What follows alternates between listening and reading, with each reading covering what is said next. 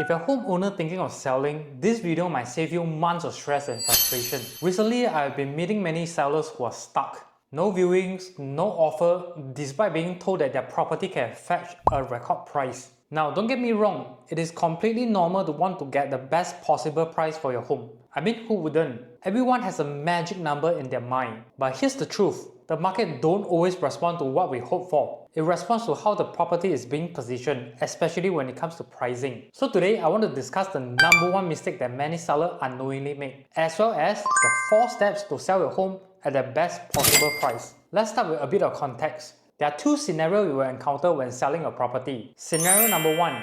Someone paints you a dream. Now, when you decide to put your home on the market, you'll often meet a few agents, get some price suggestion, and choose the one that promised to sell your property at the highest price. And I think that's totally normal. Selling high means you can potentially pocket more profit. I mean, who don't like to have more money? But sometimes the highest price suggestion may not be based on data.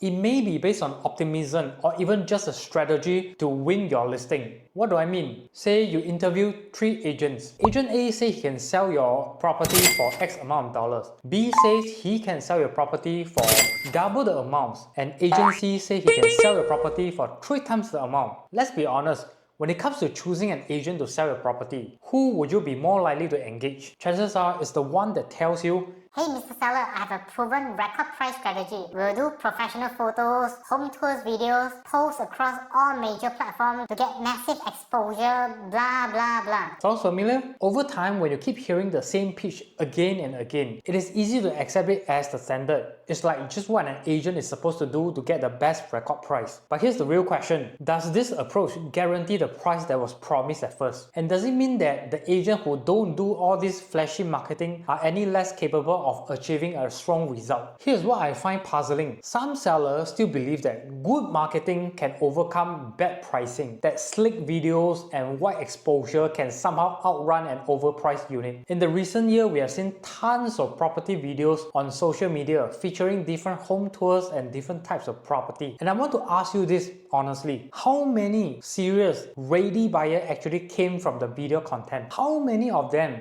actually viewed your property and made you a good offer? Drop a comment, I'll wait. Of course, someone out there is probably stuck typing. "Hey Kaizer, I sold one of my listings through a TikTok video." Fair enough, it happens. That's the exception, not the rules. How often can you repeat that success, especially with an overpriced unit? Because the truth is, most of these home tour videos, they're not meant to attract buyers for this overvalued listing. So who is it for? Oh, that's right, it is for you, the seller out there. The videos are here to impress you, to show you that, "Hey Mr. Seller, I've got all the gears, I have followers, I can speak well in front of camera, blah blah blah." right? Because in this hyper-competitive industry like real estate, only the top 20% of agents is consistently doing well and making a decent income, while the rest of the 80% are struggling to survive. That's why securing a listing is everything to us. Can sell or not, never mind. Just take the listing first. Whatever price the seller wants, just agree first. Then later show them you did everything you could. The end goal? To win your trust, win the listing, and use it to generate more buyer leads, even if the price is way off the mark. "Oh, Miss Buyer, this unit is a bit over your budget. How about this? Let me show you another one." And when no buyers came in, no serious viewing, no real offers, what happens? Well, the agent has already put in his effort. The video was done, listing posted, open house also hosted. From the outside, everything was done. But when the result don't come in, the blame shifts. "Maybe asking price is too high, Mr. Seller. I think you need to adjust." And most sellers, after a few months, will eventually soften and lower the price. But here's the real question I want to leave you with. How would you feel after putting all your hope and seeing all the work done, you still have to lower your price in the end just to get some offer? And more importantly, could it all have been avoided with a smarter, more grounded pricing strategy from the very beginning? Secondly, let's talk about something I call the magic number syndrome. And trust me, almost every seller at some point will experience this. It is that one number in your head. Or maybe it's, I need to make at least $300,000 in profit. Sometimes it's based on what a neighbor told you, how much your colleague has sold for, or just what you feel your home is worth. After all, you live there. You're pouring money for for the renovation, you pay your mortgage every month, or maybe you raise your kids in that space. Naturally, there's an emotional value attached to it, and you want that value to show up in the price. But here's the thing, buyers don't care about your renovation cost, your loan interest, and even your memories. They only see what they're getting right now and how your unit compares to others on the market. Let me give you a real life example. I met a seller recently who was emotionally fixated on a selling price of $1.6 million because last year their neighbor sold a similar unit for $1.4 million and they believed theirs was nicer, and yes, their unit was pretty well maintained, and they have poured about $150,000 into renovation. Unfortunately, the buyer has their own renovation style in mind. They want to hack down everything and redesign the whole place. So eventually, the offer came in were nowhere near the asking price. The seller held firm on the asking price, and the buyer told me, "How much your seller spent on renovation is none of my business. I want to design my own style. Why should I pay you so much more than the last transaction done? It makes no sense." The buyer ended up buying another unit in the same project. Well, this isn't about blaming anyone. A lot of times, it's unintentional. It happens when expectations are not aligned with the current market reality. As a result, your property is listed far above what the recent similar units is asking for. From the outside, it looks okay, but behind the scenes, your listing struggles. Fewer viewings, fewer inquiries, or even worse, complete silence. Now let's talk about what actually happens when your listing is overpriced. There's something called the golden window, which is the first 2 to 3 weeks after a listing goes live. This is when your property gets the most attention. It's new, it's fresh, and potential buyers are watching. If you position your property correctly, there's a high chance that you will receive a solid, sincere offer, sometimes even on the very first viewing. However, if you price too high during this window, you risk missing out on serious and ready buyers. What do I mean? Assuming I'm a buyer with a budget of $650,000 and I want to buy a 4-room flat in Saga. Step 1, go to Property Guru, type in the project's name, bedroom type, and hit enter. All the available listings will show up. As we can see, there are a total of 32 listings for sale. The cheapest is $568,000. The average is $650,000. And the highest one is $700,000. Now watch this. Let's go to the price filter and key in $650,000 and see what happens. There we go.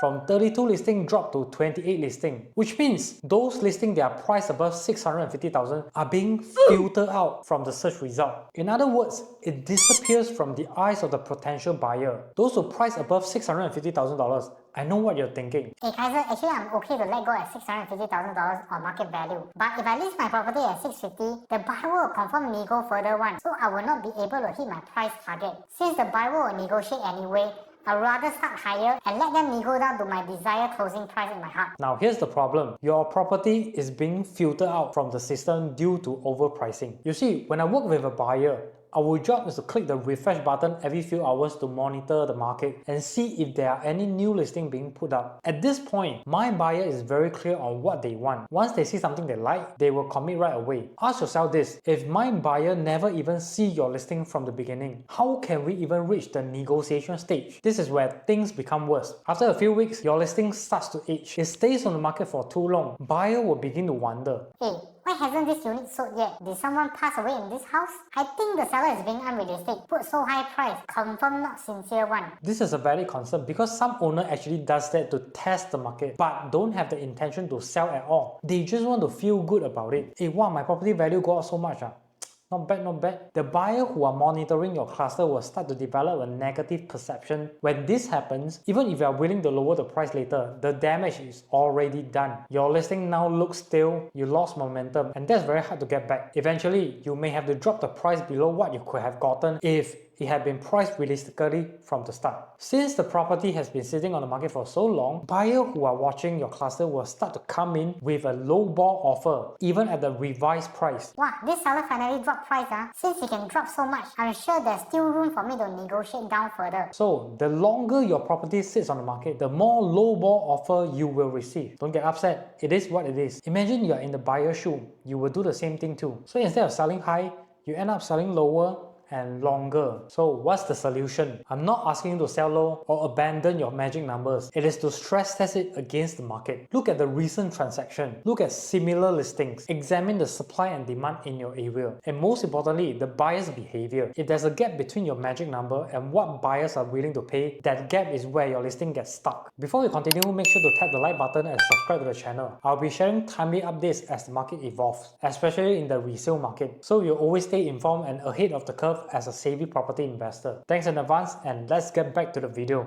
I want to introduce you to a very often overlooked strategy, something that would trick us in every buying decision. It's called the decoy pricing strategy. Most of us see this in our everyday life, but you might not notice it. Let me give you some example. Do you drink Starbucks? They're expert in using the decoy pricing strategy to make you shortlist and buy the product that they want to sell. Their goal is to sell you on the large cup. To do that, Starbucks offers 3 different sizes. The small and medium is often positioned as a decoy, making the large appear to offer better value, even if you initially intended to buy a smaller size. It happens to me every single time. Same goes to Venti. Whenever me and my wife pass by a Venti store, we would end up getting the large cone because the mini cone is $12 for 2 flavors. It is a no-brainer for us to top up $2 more for the larger cones with 4 flavors because the value proposition is better here. The small and medium options were simply a decoy that tricked us into shortlisting the actual product that they want to sell, which in this case, the large options becomes the obvious choice for the consumer. Without the comparison, without the decoy, even if Starbucks and Venti were to do a fancy video marketing emphasizing on its ingredient, country of origin, and how heavenly it tastes, as a consumer, comment below, would you pay $9 for a cup of coffee and $14 for a gelato cone just because they are using premium ingredients? Likewise, it does not matter how nice your renovation is, how much money you spend, how fancy your video marketing is. If your pricing strategy is wrong from the start, your property listing will not get any attention. Of course, you will attract buyers who are curious, as well as other sellers who pretend to be a buyer, come and check out your property and compare theirs to yours. From there, they will be using your unrealistic pricing as their decoy to help them sell their property listing. Remember the $700,000 listing from Serga? It helps all other listings, including one of my clients' place, to be sold and move on, while it is still stuck on the market for months.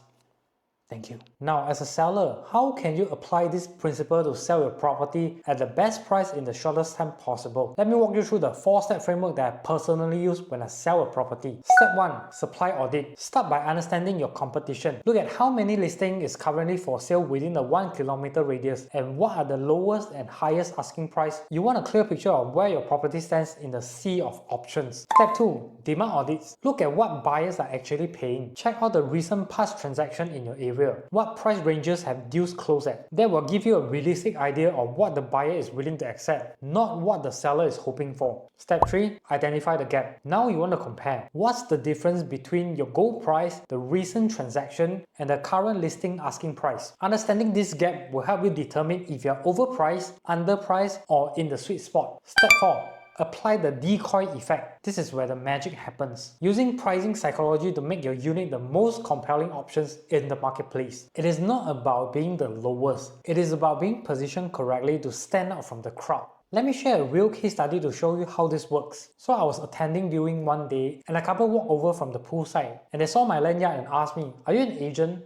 I said, "Yes, how can I help you?" Turns out their unit was in the same block I was marketing. Their property had been listed for nearly 2 months with very few viewings and 0 offers. They asked if I could help. Of course, I took the job and I applied a 4-step framework in this case. Step 1. Supply audit. There were 6 competing listings, all asking between $710,000 to $740,000. Step 2. Demand audit. Recent transactions were at 720 and 730. That instantly told me where the action was happening and where we needed to be if we want to attract serious buyer. Step 3. Identify the gap. The seller wanted to ask 780. Their plan was to allow buyer to negotiate their price down to maybe 745. The problem? There was still a 50k above the last done deal. This is a huge gap in buyer psychology and it scared people off before they even click your advertisement. Step 4. Applying the decoy effect. We reposition the listing. We change it to starting from $700,000 while also highlighting that 0 extension of stay, which all the other listings require. I didn't do any fancy marketing, no flashy videos, just proper market positioning and solid pricing strategy. The result? 7 groups of buyers show up the very next day with 2 decent offers. Eventually, the unit was sold at $750,000, 5k above the seller expectation, and all within the same week. Now I know what you might be thinking. Hey, only $5,000 more. big deal. But here's the real win. The unit was previously stuck for 2 months with zero serious viewing and offers. And now it is sold and the seller can finally move on. Sometimes it is not about squeezing out every last dollar. It's about getting out of the limbo so you can move forward with your plan. Look, selling your property is a big decision and pricing it right, that is not always as easy as checking what the asking price is. It requires data, strategy, and a deep understanding of buyers' behavior. Because your home isn't just a number on the portal, it is one of your biggest assets. And as a seller, you deserve to sell it with clarity and confidence. Well, overpricing might feel safe at first, but more often than not, it just leads to being ignored. I've seen it happen to good people, family who simply wanted to make the best move. That's why I'm making this video, not to scare you, but to help you sell smarter from day one. You want to remind yourself, why are you selling in the first place? If you're upgrading to a better property with higher growth potential, you risk missing that window if your current place takes too long to sell, just because you insist on chasing the record price. Secondly, if you're right sizing or cashing out for your retirement and you can afford to wait, then yes, you can take your time and hold out for the right offer to come by. But make sure your strategy aligns with your goal. Last but not least, if you're thinking of selling, you want a second opinion, no pressure, I'll be happy to walk through your property numbers with you. Whether we end up working together or not, you will walk away with a clearer answer. If this helped, give it a like, share it with someone who is planning to sell, and don't forget to subscribe to the channel for more property tips. Thank you for watching. See you in the next one.